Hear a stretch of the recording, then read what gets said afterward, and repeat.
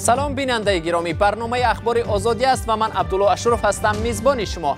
امروز چهارشنبه 26 دکبر است. حالا مرور میکنیم به سرخطی موضوعهای برنامه امروز.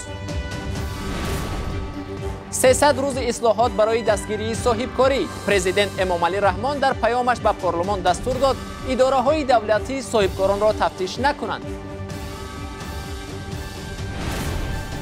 دهشت‌افکنان باز از خود درک دادند. گروهی ستیزجوی دولت اسلامی مسئولیت حمله به وزارت کارهای خارجه لیبیا را بر دوش گرفت.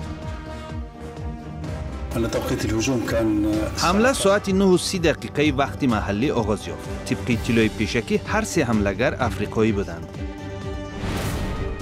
نه به جان خود و نه به جان نزدیکان رحم نکردند. خودکشی جوانان در تاجیکستان در سال 2018 افزایش یافته است.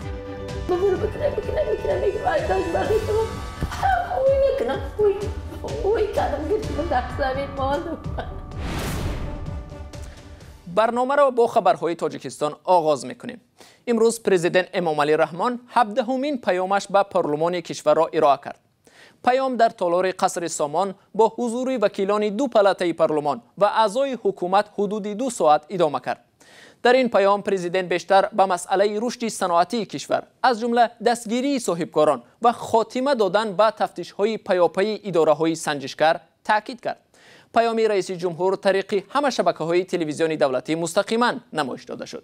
همکارمان برات یوسفی نکته‌های اساسی پیام پرزیدنت را در این گزارش خلاصه کرد. این بسیار مهم است.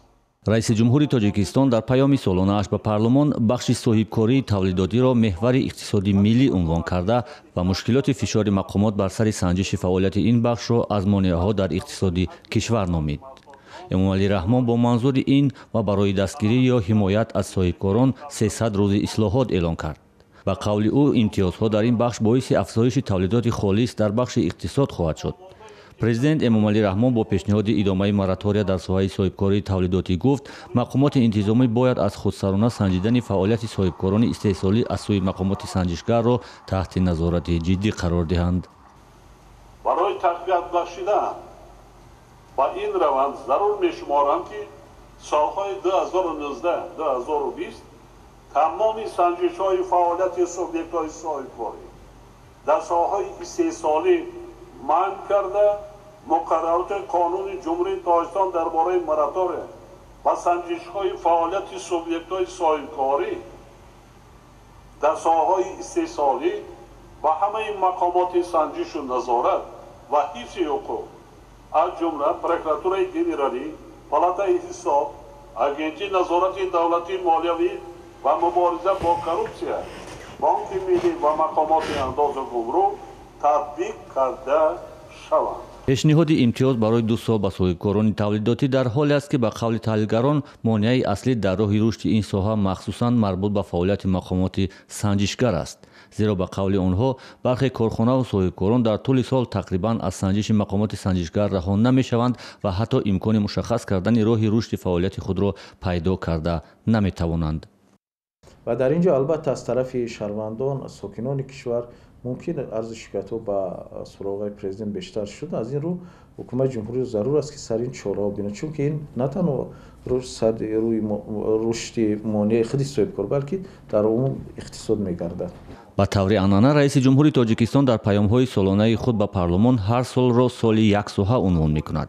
اما برای بار اول 3 سال را به یکبارگی به عنوان سال رشد دهات، سیاحی و هنرهای مردمی اعلام کرد.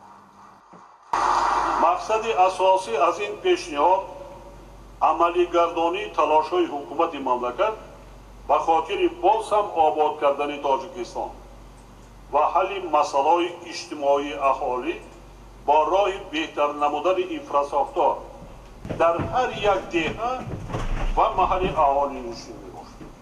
تحلیلگران توجه به ساحه علاهیده در طول سال را پشتیبانی می‌کنند، اما بر اینند که برای رسیدن به هدف‌های سال اعلان شده در آن ساحه باید زمینه‌های فنی و مالی و تخصصی فراهم باشد. به قول آنها در صورت غیر این اهداف تنها یک رسمیت باقی خواهد ماند. لیکن ماهیت پیشنهاد در خصوص اعلان سال دهات بهترین است، زیرا که همگونه تحولات ها در دولتداری محض از جماعت دهات آغاز می‌یابد و بیشتر از 70% نفوذ تاجیکستان نیز در دهات زندگی میکنند و ساختار ابتدایی مقامات دولت نیز جماعت دهات بوده است و اگر در آنجا افکار جمعیتی جهت ضرورت بنیاد دولت معاصر و موفق به وجود آید و برای این قانون ها نیز تهیه شوند، واقعا یک تحولات جدی را برای نه در سالهای نزدیک ولی در 10-15 سال نزدیک انتظار شدن ممکن است. با قول رئیس جمهوری تاجیکستان در سال 2018 که سال رشد سیاحی و هنرهای مردمی اعلان شده بود، شماره ورود سیاحان به تاجیکستان 2.5 برابر افزوده به 1 میلیون نفر رسید. اما گفت هدف از اعلان سال هنرهای مردمی نمایش کار دست چند هنرمند از طریق تلویزیون نبود. او از مسئولین مقامات دولت خواست در 3 سال بعدی برای رئیس جمهور در مورد چی تعداد جوانان با استفاده از هنرهای مردمی صاحب کسب و جای کار شدند گزارش خواهند داد. سال گذشته محض در همین شب و روز که پیام پرزیدنت به پارلمان ارائه میشد، سعیده رستمова استاد رقص کالج خورئوگرافی در شهر دوشنبه از کار رانده شد. سبب هم گویا توسط تلویزیون تماشا نکردن پیام پرزیدنت به پارلمان گفته شد. اما رستمova با این پایمال شدن حقوق‌های مهنتیش کنار نآمد و حق تلاشیش ثمر داد. از پیام تا پیام در زندگی معلمه رستمova چی تغییر یافت؟ زرانگیزی نوروز شاه گزارش می‌دهد. می‌بینیم که همین حادثه که میتونست با هر کدومی ما شود لیکن با من روی داد. جسارت و حق طلبی اسم سعیده رستمova را معلوم و مشهور کرد. رهبری کالج خورئوگرافی که من در اونجا کار میکردم غیر قانونی مرا از کار آزاد کرده بود، اما بعد اونه که من به وزیر فرهنگ مراجعت کردم و وزیر فرهنگ نیز مرا جانبداری کردند. او در کالج خورئوگرافی به نام ملکه صابرова آموزگار بود. به خاطر نبود جای نشست در تالار تنگ مؤسسه تعلیمی، او پیام پرزیدنت را گوش نکرد و از پی کار خود رفت. ماهی دراز از ماهی ینور که ما در تعطیل هستیم، از ناظر کادرهای ما به من زنگ می‌زدند و تهدید می‌کردند که من باید اومده با خواهش خودم عریضه آزاد شدنم رو نویسم. سعیده رستمova این تصمیم رهبریت کالج را غیر قانونی عنوان کرد و به مقامات مراجعت نمود. باوری به والایت قانون و پیام‌های هزارها نفر در پی مطلب سامانه آزادی درباره این آموزگار او را روح بلد کرد. حق میگویند با جانبداری حقجو است و البته او موفق می شود همچنانی که من.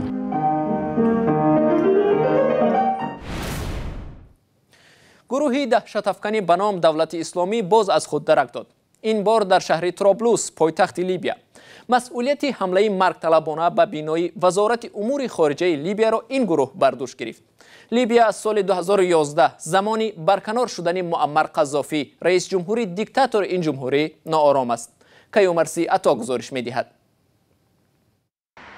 روز سه‌شنبه 3 بمبگذاری مرگطلب در شهر طرابلس و یا تریپولی به قرارگاه وزارت کارهای خارجه لیبیا حمله کرده حداقل 2 نفر را به قتل رساندند.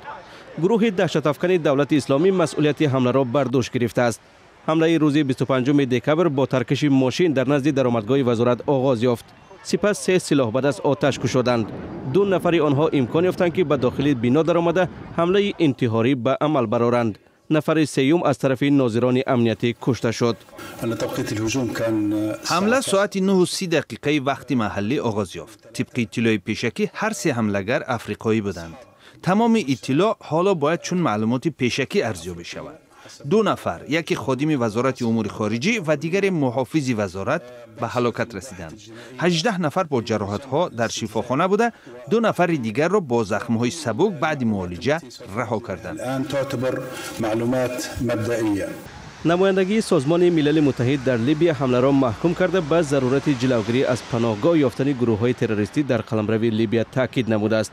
از سال 2011 هم زمان سرنگونشوی دیکتاتور این کشور معمر قذافی لیبیا ناآرام است. گروه‌های مختلف این کشور را به مناطق زیر نفوذشان تقسیم کردند. خودکشی همچون یک نوع اعتراض به ناسازگاری‌های روزگار و بی‌توجهی نزدیکان و پیوندان در تاجیکستان هنوز رایج است. هرچند خودکشی از نقطه نظر اخلاقی و هم فرهنگی و دینی یک کردار محکوم شده است، اما آمارها حاکی است که خودکشی در سال 2018 در تاجیکستان در حال افزایش است. چرا خودکش ها نه به جان خود و نه به جان پیوندان رحم نمی کنند؟ رستم جانی گزارش می دهد. مرحبای 15 ساله به بند سری تاک اشاره کرد و از پدرش با تبسم پرسید از آن کیست؟ پدر بعد فاجعه فهمید این پرسش دختر ارکش چه معنی داشت. یا بند بیگانه قتیم کرد. این بند نمیدونیم ای که جام ای آسمان قلتید ای زمین برآمد همین بند من نمیدونم. 19 نوامبر گلحرم دخترش را در همان بند در این گراژ آویزان دید. رفتم ای تاش برداشتم بکنه ای تاش برداشتم اوی کردم گرفتم در زمین ماندم. برای هیتلی علی مردانوف امسال سالی نحس شد. تا حال صحنه های آن فاجعه پیش چشمش چرخ میزنند. به دخترتون چه زندگی میکنید شما؟ چه که زنده بدتر از مرده. مرحبا از 38 دختری نابالغ است که در 9 ماه سال 2018 خودکشی کردند. بیشتر نابالغان اسرار اعمالشان را با خود به خاک بردند. هم نشان داده مرد گفت. جسدی تنگم 14 ساله از ناحیه حصار را در این انبار پیدا کردند. هنوز هم نزدیکانش بر سر رفتار او می‌اندیشند. هیچ من حیران موندم. روانشناسان میگویند پیش از خودکشی نابالغان اشاره های می کنند اما نزدیکان به آن دقت نمی دهند. و مقصدی اینش نیست که شما دونید نخودکشی میکنم. مقصد اون است که من همین فکر را دارم شما من رها کنید از همین مشکلات رها کنید. دلی من پرسید که من چی میخواهم. خودکشی در جامعه تاجیک یک مسئله داغ است. فقط در 9 ماه سال 2018 442 نفر با راه‌های گوناگون زندگیشان را قطع کردند. این رقم از سال گذشته بیشتر است. یا به سبب تنگی روزگار یا به سبب مناقشه در عائله از جان بیزار شدند.